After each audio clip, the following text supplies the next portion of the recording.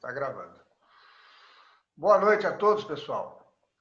Hoje, dia 21 de julho, né? 20 horas e 8 minutos.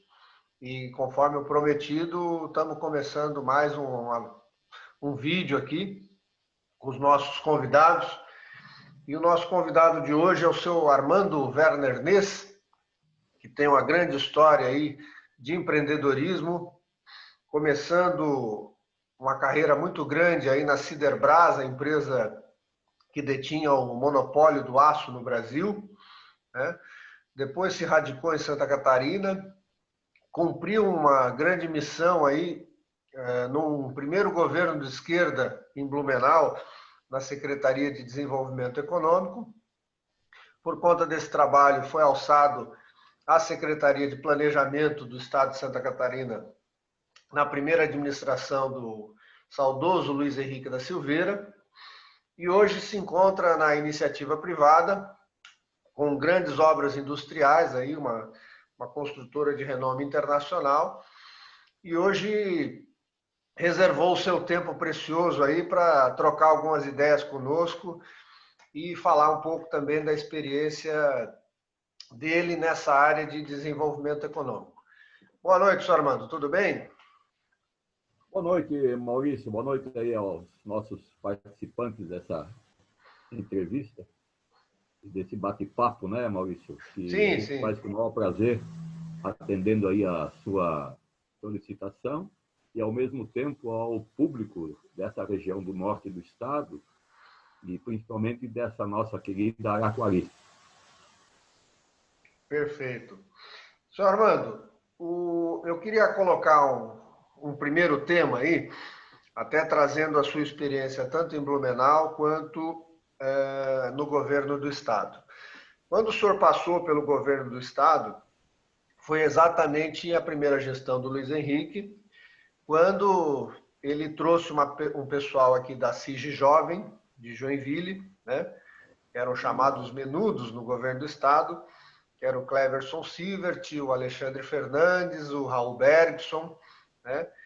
E esse pessoal, mais a equipe técnica do DIAT, né, da Secretaria da Fazenda, que é a Diretoria de Administração Tributária, baseados na experiência exitosa do Fundap, né, que era do Porto de Vitória, no Espírito Santo, estava levando muitas empresas para a Vitória, eles fizeram um aprimoramento e incremento do PRODEC e do PROEMPREGO, né?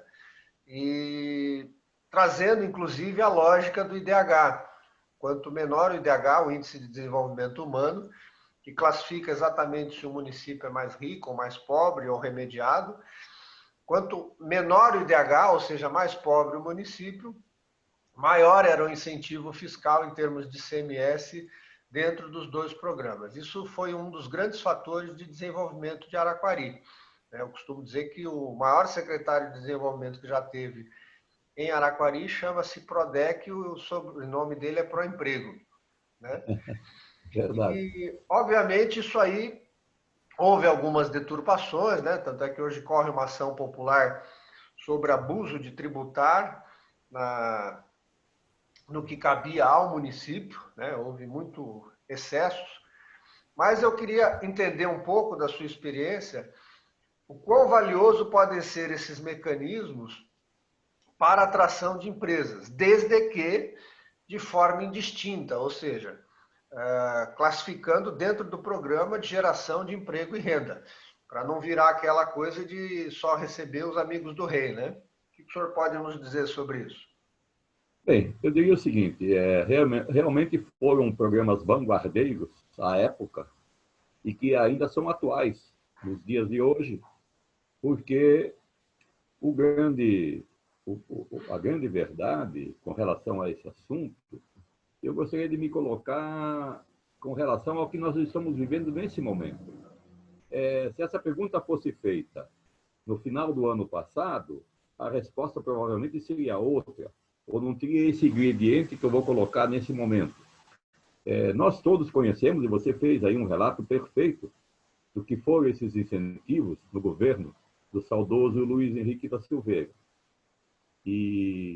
Mas o momento a gente vai ter uma nova posição.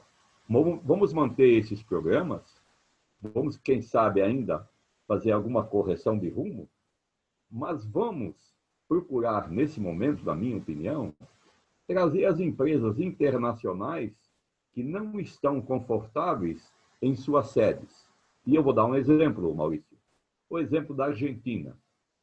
Sim. As empresas argentinas, que têm tecnologias avançadas do passado e foram superadas pelo Brasil mais recentemente, eu diria que na década de 70, 80, mas nas décadas anteriores, a Argentina era muito superior ao Brasil.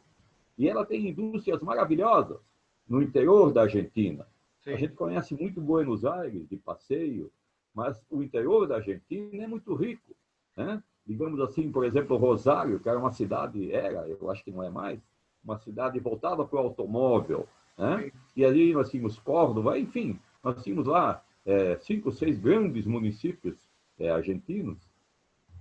Eu, por exemplo, estive lá na ocasião daquele creme Nivea, que eles na Alemanha chamam de Nivea. Cheguei na Alemanha conversar com o pessoal da diretoria da Nivea para ver se havia possibilidade da empresa argentina que estava fechando a filial da Nivea, que nós chamamos aqui, mas não tive êxito, embora tivesse tido êxito em outras oportunidades com outras empresas em outros países.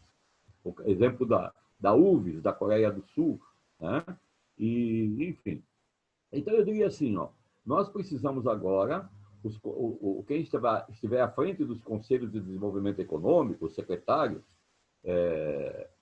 procurar essas empresas, porque o Brasil oferece uma situação muito interessante de logística, oferece uma situação muito boa de mão de obra, Sim. Tem um entorno, não só a nossa população consumidora, mas tem um entorno muito grande, com milhões e milhões de pessoas que vão cada vez consumir mais.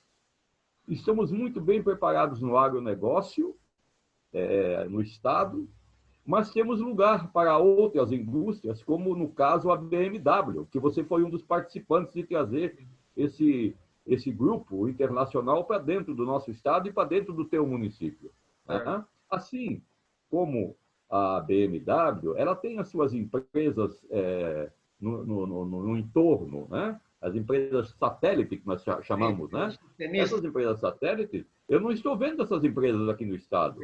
Eu estou vendo algumas empresas mãe vindo, mas não estão trazendo os filhos. Então, eu queria me reportar a isso, sabe? Por quê? Porque o estado é muito rico, é muito diversificado. E a região de Araquari, ela é uma região muito forte, com áreas disponíveis, no eixo da BR-101, entre Barra Velha e entre Joinville, né? Ali nós temos, as duas margens da BR-101, muitas áreas para alocar empresas. Enfim, dentro desse tema, eu gostaria de colocar, Maurício, se você me permite, voltar ao assunto do aeroporto internacional.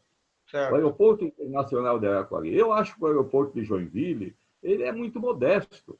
Ele está numa situação que você, para chegar lá, através de Araquari, tem que atravessar toda a cidade de Joinville. Né?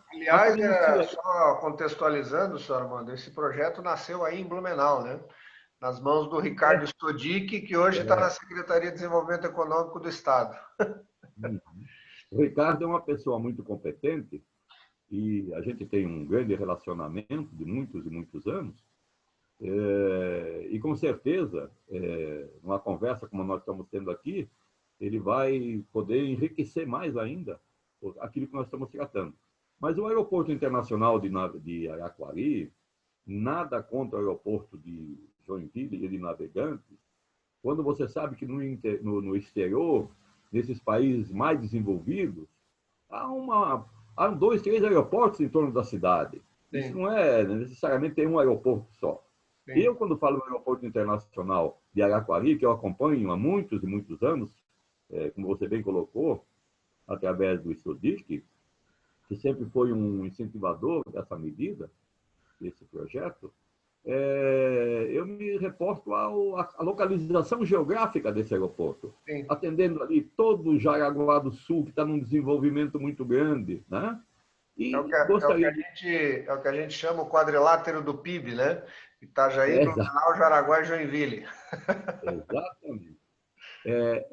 Veja bem, quando eu falo num aeroporto desse porte, eu quero me reportar a um aeroporto internacional, mas com vocação industrial. Sim, o aeroporto Chegando indústria. aeroporto indústria, onde Isso. você, eu vou dar um exemplo, eu vou dar um exemplo presente, como eu falei há pouco no início da nossa conversa. O ano passado era uma situação, hoje é outra. Vamos dar um exemplo. Uma empresa pioneira de Jaraguá do Sul, ajudando o desenvolvimento para combater essa doença que está nos deixando todos muito preocupados, saiu do seu mote de produção e resolveu atender uma demanda técnica, hospitalar, que é uma coisa complicada, cheia de normas, para complementar a necessidade dos respiradores, certo, Maurício? Em 30 dias, eles adequaram 5 linhas de montagem e produziram os respiradores. Muito bem. Mas havia a necessidade de componentes estrangeiros Sim, nesse produto, sim, nesse equipamento. Muito bem. Eles foram, conseguiram os fornecedores. Esse é o típico negócio do drawback, né? certo. Ele chegaria, a encomenda chegaria no aeroporto industrial, vamos chamar assim, como você bem colocou, faria a complementação para exportar para outros países, com Sim, reduções e incentivos para compensar a balança econômica, a balança daquilo que a gente importa e daquilo que a gente exporta, né? Então, a gente sabe que nesse projeto do Delbec, uma boa parte daquilo que vai ser industrializado fica no próprio país e também com uma situação favorável com relação ao preço final. sim. Né? São exemplos assim que eu diria que o novo Brasil, as novas administrações municipais e, enfim, estaduais e governo federal, vão ter que olhar outros caminhos, né? Porque o caminho da, da educação, da saúde, da segurança, eu espero que não seja mais um caminho que vá nortear as eleições. Porque Sim, isso todos os políticos, todos, com raras exceções, deixaram patenteado nos últimos 50 anos. sim. E eu não vi acontecer nada, nada. É, Eu acho que não precisa mais discutir esse assunto, precisa colocar ele em prática. exato, exato. Dentro dessa linha, senhor Armando, isso a gente já trabalhou também, e estudamos inclusive o caso de Dubai, né? Dubai é uma cidade-estado, eles têm 12 zonas francas dentro da cidade, né? Então, cada vez mais as cadeias de suprimento e os mercados são globais, eles não são regionais nem locais, né? Então, essas empresas, e o senhor citou sabiamente a questão da Argentina, né? Quanto mais se vira a chave para os governos de esquerda, mais se cria oportunidade para quem tem uma linha liberal, porque esse pessoal acaba pulando a cerca, migrando, né? Isso já aconteceu conosco, nos governos PT, em relação ao Paraguai, que muitas empresas foram para lá por ter uma condição de produção e uma economia mais liberal, mais pró-negócio, né? Então, o que a gente sempre defendeu no aeroporto não é só a questão dele ser um grande instrumento regional, mas ele ser realmente esse ambiente, principalmente, o senhor citou o caso da VEG aí de Jaraguá do Sul, né, de componentes de alto valor agregado, que se viabilizam no transporte aéreo. Né? Então, no entorno, se cria exatamente um parque industrial baseado no mercado externo, seja para insumos, seja para a venda dos produtos acabados. Né? E aí sim é o programa fiscal inteligente, né? Porque aí você vai dar benefício para quem cumpra as metas que estão lá. Né? Isso Exatamente. a gente já está vendo acontecer no mundo inteiro e os grandes hubs aí se tornaram grandes hubs por conta disso. Né? Então, Eu acho Dentro. que esse acho que é um caminho a seguir com persistência, chamando a atenção do Estado e do governo federal, porque esse seria um paralelo ao agronegócio que vai tão bem na região do oeste do estado, com a tecnologia que nós estamos desenvolvendo em Blumenau, em Florianópolis e praticamente em todos os municípios. Eu me lembro que nós instalamos, na minha época, lá no planejamento, áreas para desenvolvimento de tecnologia, criando lá os... como é que nós chamávamos? Clusters. O cluster de tecnologia, sim, mas tem um termo adequado. Arranjo produtivo local. É isso, dentro dessa linha. Nós chegamos a instalar isso em diversos municípios. Eu me lembro de lugares assim como Canoinhas, que nos surpreendeu, até o próprio Luiz Henrique, na época, foi surpreso lá quando o Heitor trouxe um menino lá de 18, 19 anos, trazendo uma ideia para a gente levar para Florianópolis, para fazer o desenvolvimento, né, nesse cluster de tecnologia. Como nós temos aqui em Blumenau, onde eu fui presidente do BlueSoft, Instituto de Tecnologia da cidade, e hoje tem mais de 4.000 pessoas que foram treinadas através de um programa específico que nós criamos aqui, com apoio financeiro até de outros países, né? Mas o que eu quero colocar assim, ó, nós temos toda essa infraestrutura e podemos sair um pouco dessa área da alta tecnologia, da complementação de equipamentos do exterior para agregar produtos nacionais e catarinenses, e podemos voltar também para o campo, Maurício. Por quê? Sim. Porque a área rural do estado é muito grande, e a área rural que você tem no teu município de Araquari também é grande. 384 quilômetros quadrados. Eu diria que vocês têm mais área produtiva rural em Araquari do que em Joinville. Não tenho, posso estar enganado. Não, com certeza, Blumenau, Jaguará hoje lá é praticamente intocável, porque é o abastecimento de água de Joinville, né? Do Rio Cubatão, as nascentes do Rio Cubatão. Eu gostaria de deixar registrado. Eu gostaria de deixar registrado, Maurício, um programa que eu vi recentemente desenvolvido por um grupo de desenvolvimentistas na área tecnológica em Goiânia. Eu não tenho certeza se o programa chama Minha Fazenda, mas me parece que é isso. Me foi mostrado a questão de uns 2, 3 meses, onde esse programa, ele, através da alta tecnologia que nós temos hoje, ele capta as regiões ociosas que tem dentro dos municípios e dentro dos estados, e verifica que naquela área o cidadão está aproveitando 20%, 30% só da sua área, com a criação de porcos, com a plantação de verdura, com áreas para... Maracujá, para falar um produto da terra. A criação de peixes, né? E deixa 60%, 70% ocioso. Esse programa levanta essa ociosidade, vê o que é que pode ser implantado naquela área, faz uma apresentação para o proprietário da área, mostra para ele o que ele está deixando de ganhar, e até R$500 mil ele financia o desenvolvimento dessa ociosidade. Sim. Imagina como isso é interessante, porque o cidadão proprietário de áreas aí em Araquari e no resto do estado e do Brasil, ele entra ano, sai ano, e aquele 70% de área que ele nunca usou, ele nem imagina que pode ser usado, né? E alguém pode levar para ele um prato pronto. Olha, você planta aqui milho, planta aqui isso, planta aqui aquilo, que você vai ter uma renda adicional. Mas eu não tenho como fazer um investimento. Não, até R$500 mil nós temos um fundo que te apoia, né? E você faz a devolução desse valor com juros baixos e com carência e assim por diante, né?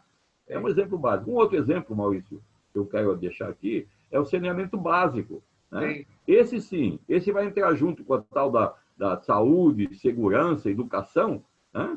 Eu diria que 2026, faz 6 dias que ela foi sancionada. Exatamente.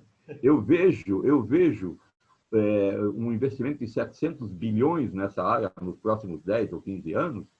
Eu vejo como uma alavancagem para as pequenas empresas e prestadores de serviço nessa área de construção civil, né? Que uma retroescavadeira, 2 retroescavadeiras, uma dúzia de pessoas, é abrir valos e colocar tubos, né? Que fábrica de tubos praticamente em todo o município, ou no entorno de cada município, né? E isso vai ser básico para a saúde, porque cada vez que você terra, você está evitando o desenvolvimento de uma eventual doença como essa que nós estamos vivendo hoje. Sim. E alegaram lá em Florianópolis, já colocaram, e estão tentando provar, que isso lá em novembro, dezembro, já estava no esgoto da cidade.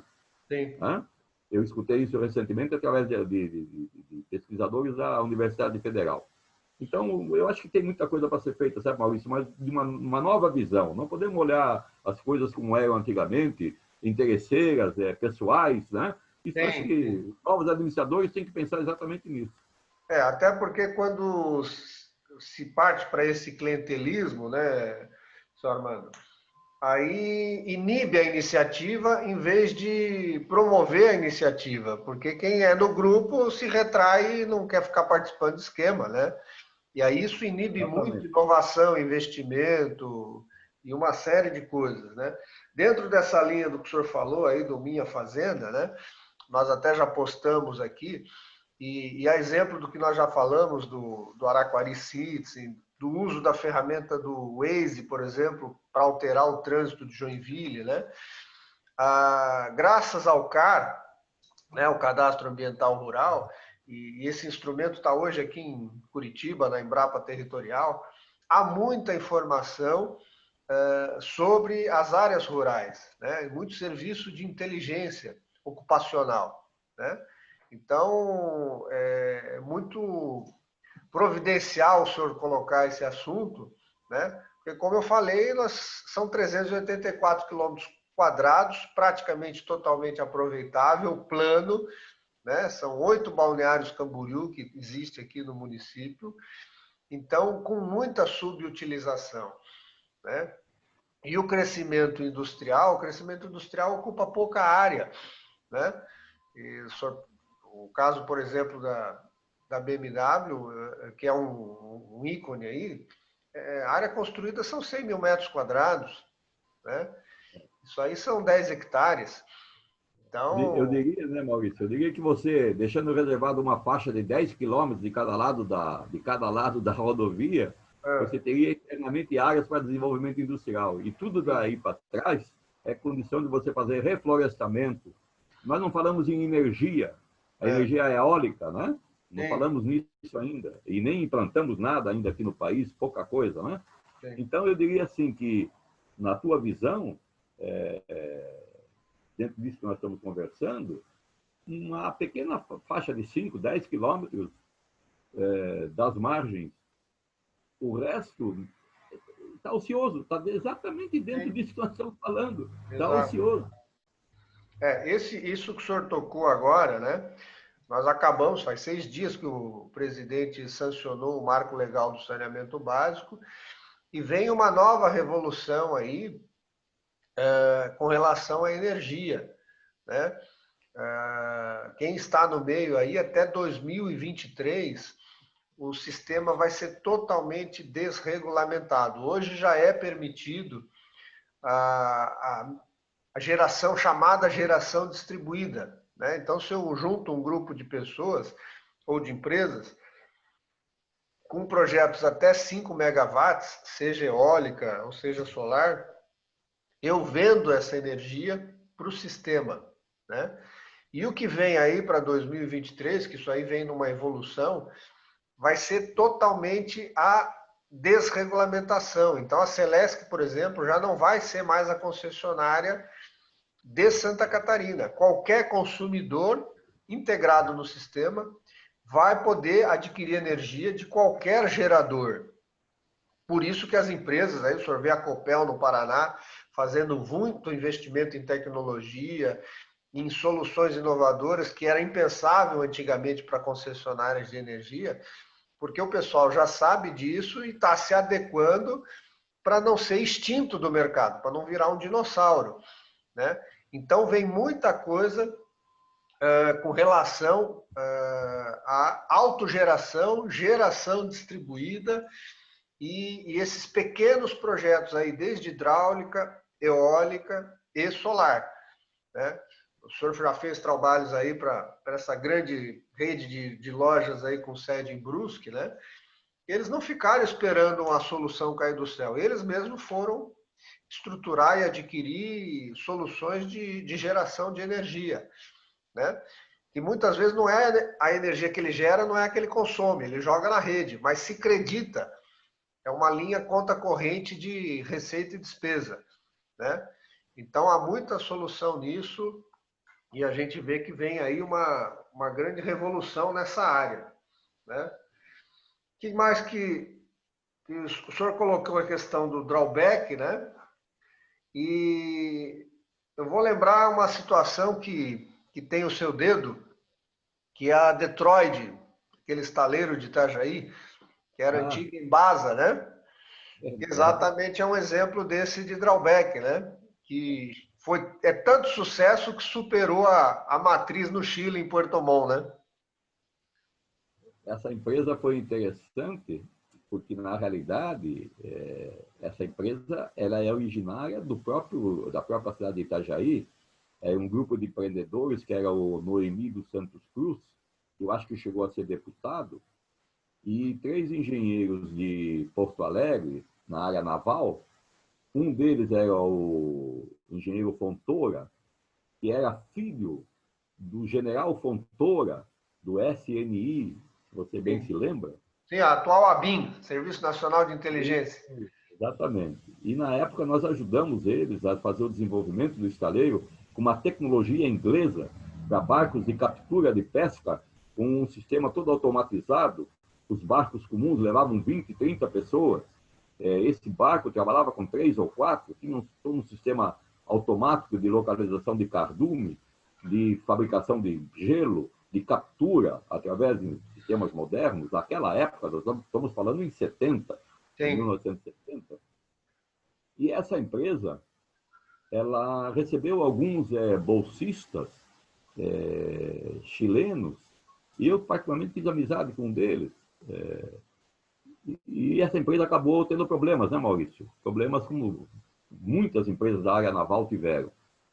E uma ocasião, esse cidadão, que fez a universidade dele em Minas Gerais, se não me engano, embora sendo chileno, ele fez estágio na Ebrasa, e um belo dia ele veio me procurar para me dar um abraço aqui em Blumenau, quando eu estava como secretário de Desenvolvimento Econômico, e eu ainda disse para ele, olha, eu lamento, mas hoje eu estou indo viajar, poxa, eu ia passar o fim de semana. Eu falei, não, vou te deixar em companhia de algumas pessoas, mas eu sou obrigado a viajar, que eu estou levando uma delegação de blumenauenses para Covilhã, lá em Portugal, nos Portugal. arredores lá do Porto, né? Sim. Estamos olhando áreas de tecnologia. Nós temos duas empresas em Covilhã, de Santa Catarina. Muito bem. Aí, de passagem, eu falei para ele assim, Maurício, olha, vai dar uma olhada na nossa antiga empresa lá, a Ebrasa, né? Embora ela está parada já há uns 2, 3 anos. Quem sabe você oferece a empresa para o teu... E, nesse momento, ele me disse que estava trabalhando na Detroit, lá no Chile, né? Sim. Em Ponte. Aí eu falei para ele, você vai dar uma olhada ali, dá uma olhada ali na empresa, que ela está parada, mas tem alguém lá sempre cuidando lá do patrimônio. Mas essa empresa está em regime falimentar e vai ser leiloada a qualquer momento. Pois ele voltou para o Chile, que o Big Shot lá do Chile, dessa empresa Detroit, que era o José Oregão, se eu não me engano, era conhecido como Pepe, Sim. e ele se interessou pela empresa. Hoje a Detroit está em franco desenvolvimento, deve ter lá ainda seus 200, 300 empregados ou mais, embora faltando essa fase também. Depois eu fui visitar a empresa lá em Porto Montt, a convite deles, e isso é o que você colocou. Então, quando eu coloquei lá no início com relação à Argentina, que tem empresas desativando e talvez procurando novos lugares para o desenvolvimento industrial, isso acontece na Colômbia, acontece no Peru, acontece no Chile e, particularmente, está acontecendo muito na Argentina. Sim. É o que a gente chama síndrome de Lázaro, a capacidade de ressuscitar empresas. Basta achar as pessoas adequadas e a tecnologia própria, né? Está aí o exemplo. Senhor Armando, nós temos um compromisso aí de ficar no limite aí de 28 minutos, né, dos nossos vídeos, para não se tornar uma coisa assim muito grande, tá? E já estouramos o nosso tempo.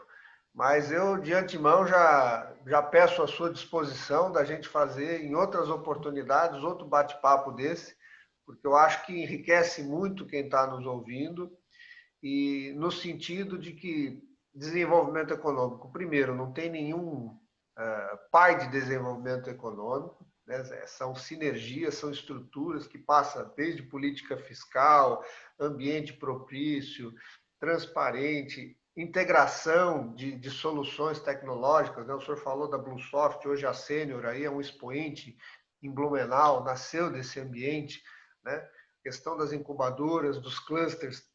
Então, é uma área que realmente é apaixonante e que a gente vai precisar de novas oportunidades para explorar mais o assunto. Por hora, eu quero agradecer muito a sua disposição, participação e que o pessoal possa sair um pouco mais rico aí desse bate-papo. Eu estou sempre à disposição, né, Maurício, para as boas iniciativas, com as pessoas corretas e sérias, que nós, felizmente, ainda temos no nosso país, com raras exceções, porque todo mundo que está hoje envolvido, ele acaba deixando sempre uma situação vergonhosa para a sociedade, mas eu vejo que nós temos renovação acontecendo, e nessas eleições, particularmente, a renovação vai ser muito grande. E é dentro dessa linha que eu me coloco sempre à disposição para a gente conversar a hora que você quiser. Um grande abraço. Um grande abraço, Armando. Tudo de bom aí.